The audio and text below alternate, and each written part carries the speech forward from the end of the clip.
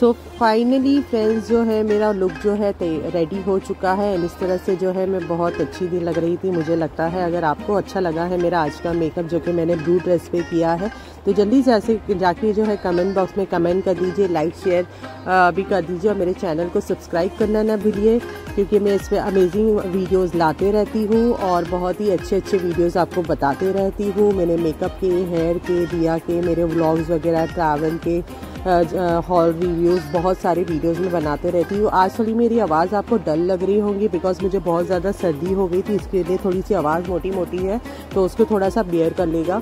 और मेरे साथ में मेरे फ्रेंड्स बने रहिएगा और जब तक के लिए thank you so much, bye bye, take care.